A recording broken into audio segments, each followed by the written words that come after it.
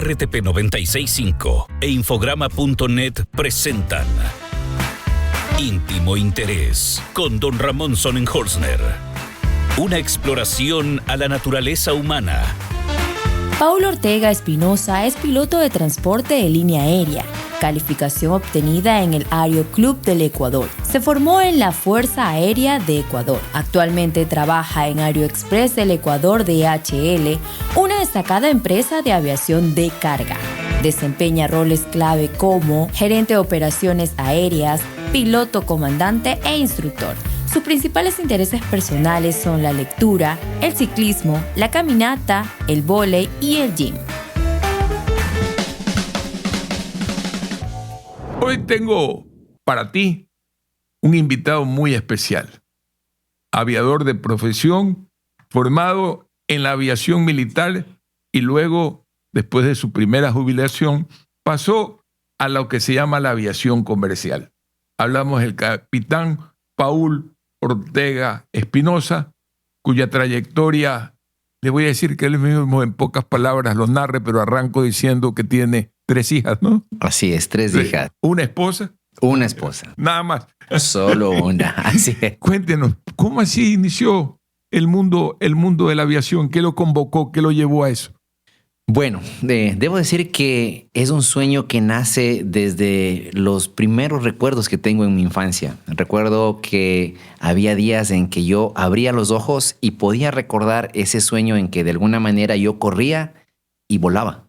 En mi sueño yo volaba y podía ver el terreno, las casas, y era algo increíble. Entonces yo quería volverme a dormir para poder seguir volar. Soñando. Sí, quería seguir volando. Era algo maravilloso. Bueno, esto como... ¿Por qué se fue por el lado militar y no por el lado de la aviación comercial o deportiva? Debo decir que tal vez el hecho de haber estado muy joven, próximo a salir del colegio, un día, mientras estaba cursando el 6º curso de colegio, veo una propaganda. Joven ecuatoriano, un futuro brillante, la Fuerza Aérea. Y obviamente veo los aviones y veo cristalizado en esa propaganda muy bien realizada por la Fuerza Aérea Ecuatoriana mi sueño hecho realidad. Entonces decido postular.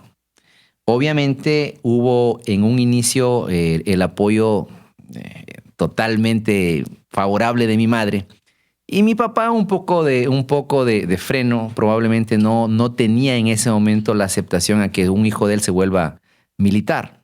Piloto no tenía problema, pero lo militar no le... Sí, su padre es psicólogo. Sí, y me sí. imagino que eso no le coincidía Sí, con el perfil, ¿eh? Por Pero supuesto. mi pregunta era, ¿por qué se embarcó? ¿Sintió ahí el futuro? Cuando hubiese tenido a lo mejor una carrera mucho más dinámica en el sector civil. O sea, debo ser muy sincero.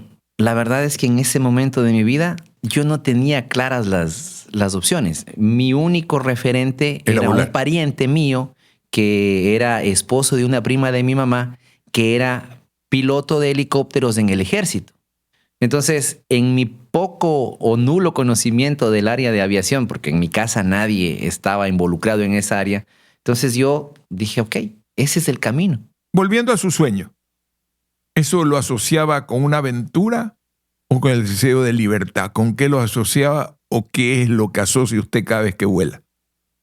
Bueno, yo creo que tiene mucho que ver con libertad.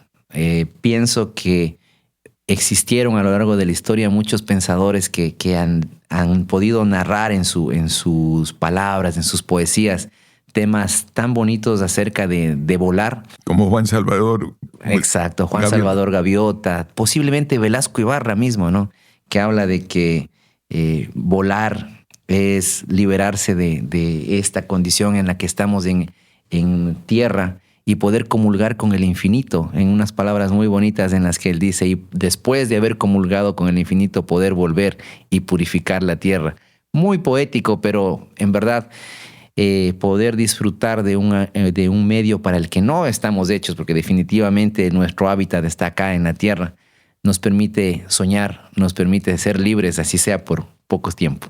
Esa libertad ya lo llevó el hombre no solo a realizar el sueño, primero, de los dibujos iniciales de Leonardo da Vinci contra la relación del vuelo, y la segunda, los cuentos de Julio Verne. y sus vuelos también. Siempre estaba en la fantasía humana el volar.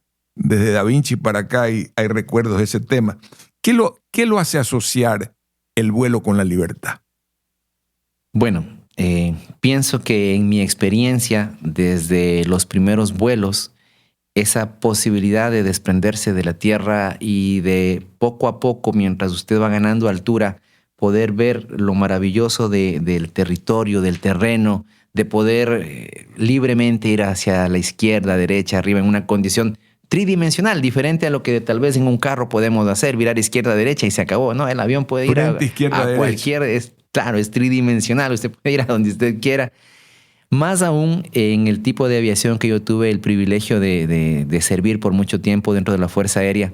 Yo volé aviones supersónicos en los cuales uno realmente puede sentir la posibilidad de movilizarse grandes distancias y a grandes velocidades. ¿Superó el 2.2 Mach? Bueno, la verdad es que la máxima velocidad a la que yo he podido estar es 1.8. ¿Esto por qué? Porque cuando los aviones se van colocando más armamento, más dispositivos, estos generan drag y eso hace que la máxima velocidad, que efectivamente es 2.2 Mach, no se llegue, pero en los vuelos de prueba, que también tuve la suerte de ser piloto de prueba, aceleré hasta 1.8 Mach. Yo tuve la oportunidad de volar a 2.2 en el famoso Concorde. Concorde, claro. Y era un hecho, ¿no? El capitán hacía un pique, ¿no? Y pasabas el 2.2 Mach, que es algo más de 2.200 kilómetros por hora. ¿Sí? Más, ¿no? Más, claro. Porque son 2.200 millas, 2.2 millas.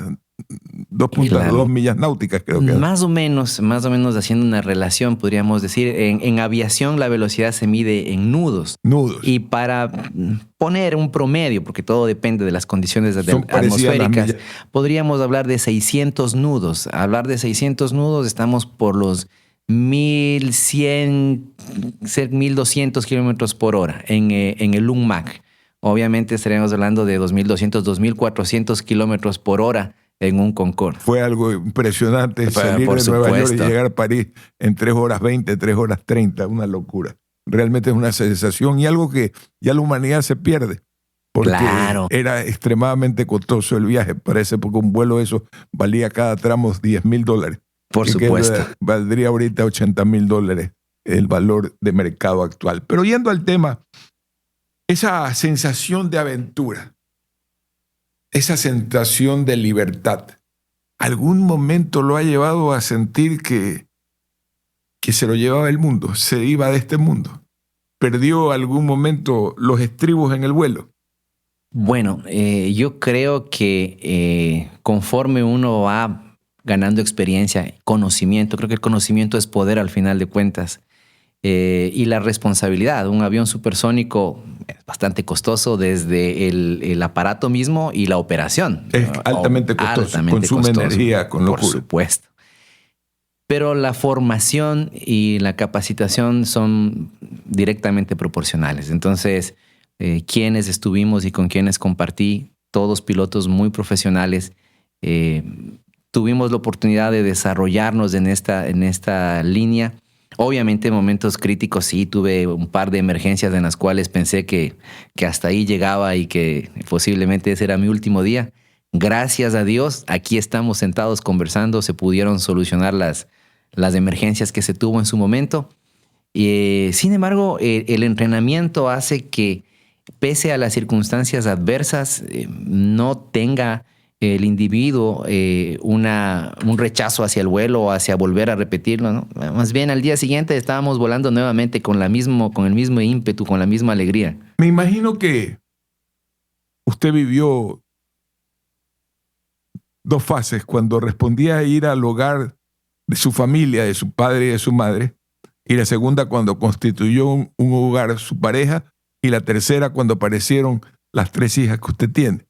¿Cómo fue y cómo se sintió en esas 3 etapas? ¿Dónde sintió que comenzó a emanar una mayor responsabilidad frente a la necesidad de que usted siga viviendo? Bueno, yo creo que las 3 etapas fueron muy interesantes. Retomando esa etapa que fue interesante al iniciar como cadete en la Fuerza Aérea Ecuatoriana en la Escuela Militar de Aviación, Recuerdo el día que me senté con mi padre, así como hoy estamos acá sentados, y él me decía, mi papá de cariño me dice Chino. Me dice, Chino, mira, vas a entrar a la Fuerza Aérea. Quiero que sepas que la garantía que piden es elevada, así que estoy poniendo los documentos de la casa para garantía. Claro, y siendo yo un joven de 17 años, pensar que les iba a dejar sin casa a mis padres era una responsabilidad gigantesca. Pero la asumí con valor y entré. Claro, eso, una vez que entramos en el primer día, recuerdo, ya habían varios que querían irse. O sea, llegamos, nos enfrentamos a la figura militar que era nueva para todos. Y algunos en el primer día dijeron, no, esto no es para mí, me voy. Yo solo pensando que la casa estaba de por medio, dije, no, de aquí me sacan o graduado o me sacan muerto, pero no hay otra manera de que me saquen. Claro, en el camino hubieron buenos días y hubieron días difíciles. Sin embargo, conforme fui caminando, avanzando en el proceso, me gustó. Tanto que si tendría y podría de alguna manera repetir la experiencia, sin duda la vuelvo a repetir. Era muy, muy, muy hermoso ir descubriendo las fases de vuelo, cómo se hacía un sueño que era un sueño, porque realmente nunca había volado en fiebre tal vez de niño, pero ya después sí, ya en un avión de a de veras. Y poco a poco ir descubriendo lo que podía hacer como piloto. En un inicio era ese sueño de la alegría de lograr un sueño que, como vuelvo y repito, de niño era repetitivo. Posteriormente, y siendo joven, aparece en escena mi esposa, mi novia en un inicio. Obviamente, el hecho de haber sido militar, de haber pasado 4 años encerrado, luego como oficial libre, ya como piloto en la base de Manta, que estuve varios años, es interesante ese cambio de pasar encerrado a estar libre. Es un cambio, un contraste bastante especial. Pasaron un par de años allá y, sin embargo, pienso que a título personal de alguna forma me sentí un poco solo. Tenía todo lo que yo quería, volaba, pero yo llegaba a mi habitación y estaba solo. Cabe recalcar que también me enamoré como debe de ser, me enamoré perdidamente de mi esposa. Nos casamos y empezó nuestra relación. Obviamente mi esposa preocupada que llegue, ella me estaba llamando, que yo disfrutaba mis vuelos desde la aventura de algo que me devolvía la razón de ser. Yo iba a volar feliz, ella se preocupaba. Ya más adelante llegan mis hijas y a mí algún momento incluso me daba un poquito de molestia porque ella me decía, no te estoy llamando por celos ni nada, es la preocupación de saber que has llegado bien. Claro, son aristas distintas. El día que me nombran piloto de prueba de los aviones supersónicos, yo llego contento. Digo, mi hija, me nombraron, voy a ser piloto de prueba de los aviones. Y ella se pone a llorar. Me dice que no hay otro que arriesgue la vida de esa manera. Son formas distintas de entender la vida. Para mí eso era un reconocimiento y una alegría. Para ella era una preocupación mayor. Lo es. ¿Y sus hijas? ¿Cómo vivieron eso? Bueno, yo creo que ellas... Ya son adolescentes sus hijas. Ya, la mayor ya es psicóloga, se casó. Mi segunda hija está por graduarse en este año. No, todavía no. Pero todavía sería no feliz si es abuela. Sí, sería feliz. Sería feliz. Y bueno, creo que mi esposa es la que más ha sufrido el tema del temor de que algo pudiera pasar. Lamentablemente en el camino varios de mis compañeros, amigos han fallecido. ¿En la profesión? Sí, creo que la aviación intrínsecamente es riesgosa y sí tengo penosamente que recordar varios amigos fallecidos. ¿Cómo fue el trance de la aviación militar a la aviación comercial? Cuéntenos un poco, ¿qué significó eso? Bueno, pienso que hay pilotos de corazón que amamos volar, que yo puedo tener cualquier problema, pero si me voy a volar, regreso y estoy bien. Siento como que es una terapia. Entonces... Menos para los que están en tierra. Sí. Entonces, en ese interín llega en la Fuerza Aérea un momento en el que, dada la disponibilidad de aviones y dado que yo estaba ya para ascender a teniente coronel, me dicen frontalmente, mire usted, hasta aquí voló y ya, de aquí el trabajo es netamente administrativo. Y debo reconocer que eso para mí fue un shock. O sea, no pude aceptar que de un día para otro me quiten las alas. Sí. O sea, eso fue para mí terrible. Entonces fue tanto que, bueno, hablé con mi esposa, hablé con mis padres, indicándoles de que yo no estaba de acuerdo y que yo pensaba que yo podía seguir volando. Además, ya tenía el tiempo para jubilarme. De hecho, no estaba en mis planes jubilarme, ¿no? Yo debo reconocer, convencido de la Fuerza Aérea, yo soñaba con ser general. Esa es la verdad. Pero en ese momento, esa condición fue... ¿A qué título llegó? A mayor. Llegué hasta el grado de mayor. Así que tomé la decisión y salí. Pero bastante joven fue mayor. 42 años, sí, con 42 años, 25 años en la Fuerza Aérea. ¿No? Una vida. Bueno, sí. El hogar es un concepto que a menudo se asocia con estabilidad. ¿Cómo define su idea de hogar considerando que pasaba tanto tiempo en el aire? ¿Ah? Pienso que hace un momento cuando reflexionaba sobre este tema, creo que el amor es capaz de vencer cualquier obstáculo y eso pasa en cualquier entorno.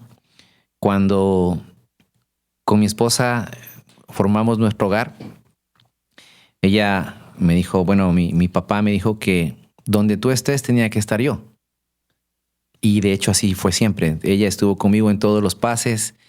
El tiempo inicial en la carrera militar, recuerdo los sueldos eran no necesariamente buenos. Había momentos en que el valor que llegaba era el mínimo que permitía el Estado que vino a vivir a Guayaquil, me imagino. Ella fue conmigo a Manta, posteriormente me siguió a Salinas, a Taura. Bueno, en todos los repartos que yo estuve, ella estuvo conmigo siempre. Entonces, momentos difíciles en que teníamos que buscar, ingeniarnos cómo complementar lo que se necesita en el hogar. Entonces, ella estuvo ahí vendiendo alguna cosa, haciendo algún negocio. De a poco las condiciones fueron mejorando, el grado fue subiendo, pero siempre juntos. Y sí, el tema de... Es decir, usted sí tuvo anclajes a través del amor a la tierra. Sí. Sabía que lo estaban esperando todos los días. Por supuesto. Nunca hubo una distancia como para decir... De hecho, usted me comentaba que ahora que vuela comercialmente... Lo hace 4 veces al mes, si mal no recuerdo. Así es. Y además regresa el mismo día. Sí, una bendición. Aquellos pilotos que no tienen esa oportunidad de volver a casa, ¿cómo la viven? ¿Cómo la enfrentan? Bueno, yo le cuento que mientras estuve en la Fuerza Aérea y durante varios momentos de la vida, el entrenamiento como piloto, es una profesión que demanda que uno esté fuera bastante tiempo. Y definitivamente yo pienso que la comunicación... la posibilidad de enfrentar los retos propios de la vida con el entendimiento de que cuando nos unimos como pareja decidimos enfrentar la vida juntos. Entonces, parecía mentira. Cuando yo estaba en casa todo estaba bien. Cuando yo salía de casa se enfermaban mis hijas, se dañaban los electrodomésticos, se dañaba el carro. Todo sucedía cuando mi esposa estaba sola. Pero yo debo reconocer en ella la fortaleza de haber superado todos estos desafíos. Y bueno, yo aunque sea por teléfono le daba ánimo. ¿Qué aprendió o qué ayudó a constituir su personalidad? Esas distancias entre lo emocional y la presencia física. ¿Qué pudo aprender? ¿Qué le enseñó esas distancias? Bueno, pienso que hubo muchos momentos en mi vida que pasé fuera por periodos largos, 30 días, 45 días o más. Y entonces, en estas condiciones, buscamos nosotros la manera de permanecer conectados. Ya sea, bueno, antes no había las facilidades tecnológicas de ahora. Al costo que son, además. Exactamente. Pero siempre mantuvimos esa comunicación. Recuerdo periodos que estaba afuera. fuera para comprar algo que querían las niñas, que el vestido, que el zapato. Nos comunicábamos, nos reíamos, pero siempre mantuvimos este concepto de soñar juntos, de tener un mañana en donde estábamos todos. Y claro, pienso que eso ayudó a que, pese a que mucho tiempo estuve fuera, logremos superar obstáculos. Recuerdo un momento muy triste en mi vida cuando mi hija mayor, siendo adolescente, se puso difícil, fuimos al psicólogo. Y así conversando y mi hija me dijo, pues es que tú nunca estás. Yo solamente tengo mamá y tú no estás casi nunca. ¿Sí? Era verdad. Fue duro, fue triste. Pero pienso que... Pero usted no quería dejar de volar. Sí, no quería dejar de volar. Es más, no podía dejar de hacerlo porque pienso que...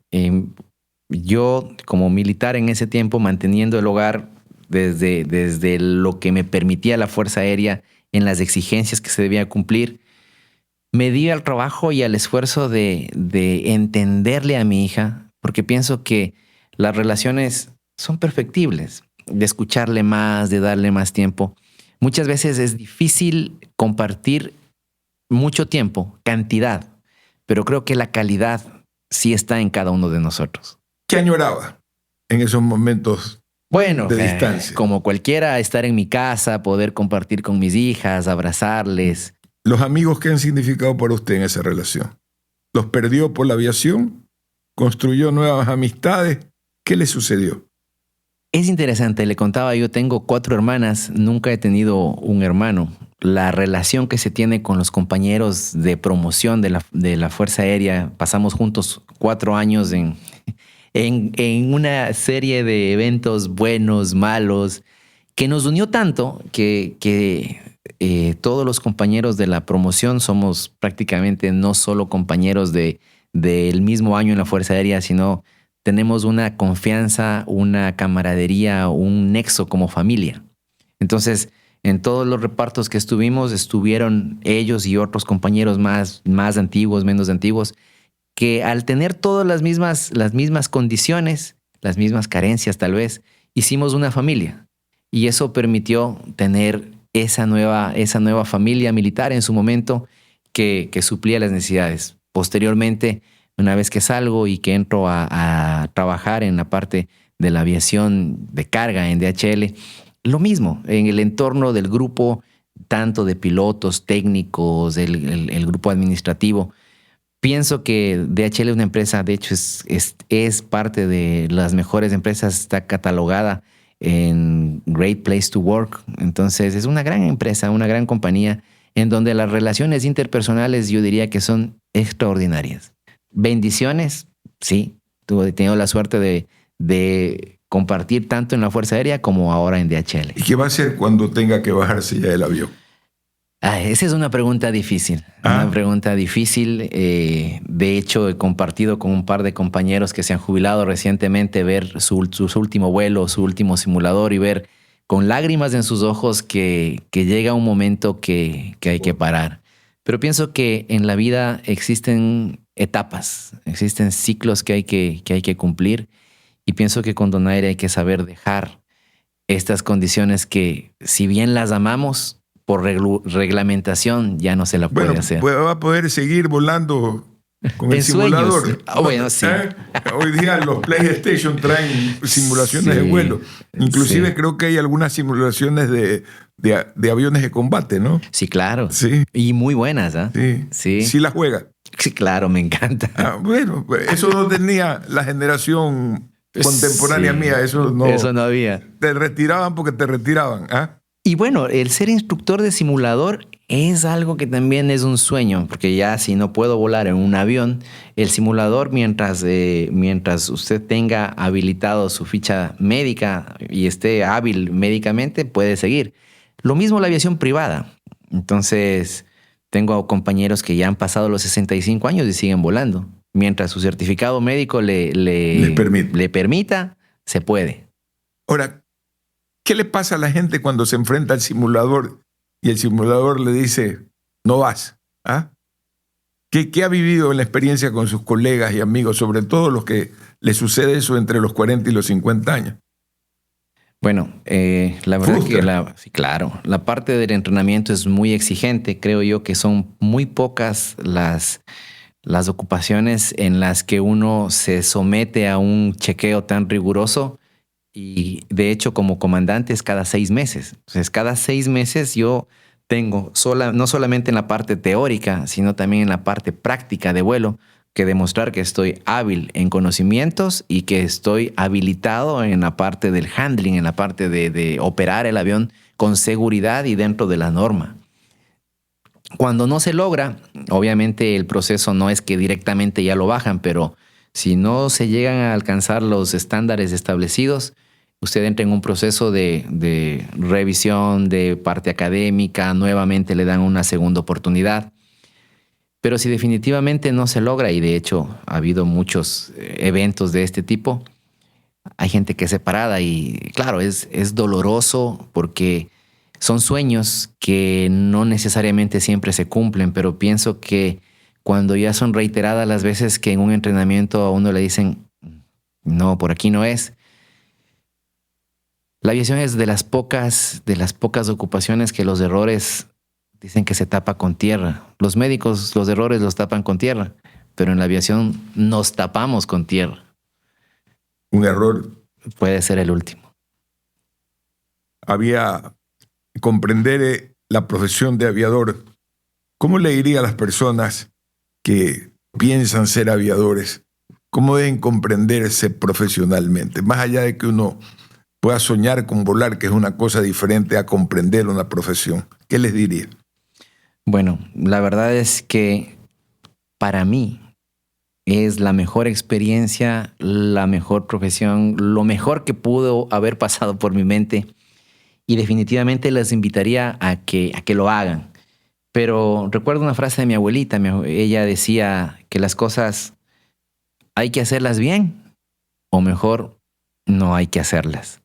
Y pienso que eso es lo que yo les diría. La aviación es muy demandante. Hay que saber que la aviación demanda mucho de estudio. Como decía hace un momento, cada 6 meses hay que estar en evaluaciones académicas, hay que estar dispuesto a estudiar, hay que estar dispuesto a medirse cada 6 meses, a estar estudiando emergencias. Más allá de las satisfacciones que puede darle a uno el área de la aviación, hay que estar dispuesto a pagar el precio. A pagar el precio, hay que estar dispuesto a estudiar. Un piloto sin inglés es como un huevo sin sal. Conozco buenos muchachos que no hablan inglés. La verdad, en aviación, no tener esa habilidad es limitarse. Es no existir, así es. Entonces, ok, ¿quieres ser piloto? Excelente, campeón. Vamos, tienes que tener un buen nivel de inglés, hay que estudiar, hay que esforzarse, hay que ser muy responsable, porque no solo conlleva el hecho de estar preparado académicamente, de poder volar el avión. Tenemos que también saber que hay que respetar el cuerpo, porque hay que descansar, hay que dormir lo que manda la norma. La parte de las drogas, del alcohol, se contraponen con nuestra profesión. Yo no puedo no descansar antes de irme a volar, porque no solamente pongo en riesgo a título personal, sino a riesgo el avión, y por ende pongo a terceros en riesgo. Entonces, sí requiere de esa sinceridad, de esa responsabilidad, de saber que no solamente debo pasar un examen, sino vivir una pasión y vivirla con responsabilidad. Y la última pregunta. Si volvería a nacer, ¿sería piloto? Por supuesto. No lo dudo un segundo. ¿Ah? Ahorita busco dónde me inscribo. ¿Se inscribiría nuevamente en la FAE? Sí, claro, por supuesto. ¿O aspiraría a una escuela náutica de otro nivel? He tenido la suerte de vivir los dos mundos. He tenido la suerte de vivir la aviación desde la Escuela Militar de Aviación, pero también he hecho cursos en el Aeroclub del Ecuador, aquí en Guayaquil. He vivido los dos mundos, los conozco, los he palpado. Y la verdad que los dos mundos son apasionantes. Los dos mundos son apasionantes, los dos mundos son exigentes. Lo que yo viví como piloto militar me dejó muchas enseñanzas. En la parte de los cursos que he hecho, el curso de la licencia PTLA, que es la de piloto de transporte de línea aérea, la saqué en el Aeroclub del Ecuador. Asimismo, mi licencia de instructor la tengo del Aeroclub del Ecuador. Y he podido compartir con pilotos que se están formando y veo lo común, la pasión, las ganas, el anhelo de volar. Y eso se siente. Eso se siente. Los pilotos que están probablemente porque, no sé, es algo como que me tocó, en el camino se quedan. Los que viven, los que vibran con la pasión de volar, llegan y vencen obstáculos. Porque sí, hay que reconocer, es una profesión que en un inicio puede demandar mucho del individuo. Capitán Mayor Paulo Ortega Espinosa, por esta placer. alegría de haber tenido. Hoy ofrecemos este programa, este podcast, con la alegría de haber compartido con quien ama volar. Volar luce un ensueño, pero al mismo tiempo es un gran proceso de sacrificio. Hasta el próximo encuentro. Íntimo Interés es un podcast de Infograma y Radio RTP 96.5. Su anfitrión es Don Ramón Sonel-Hosner. La idea original y la producción están a cargo de Benjamín Villagrán. Diana Raimondi es la asistente de producción y la voz de las presentaciones y de los créditos. La voz del intro es de Javier Gamboa. El tema musical que nos acompaña es Bim Bang Jazz, creado por Ser Maru y usado bajo licencia Elements de Envato Elements.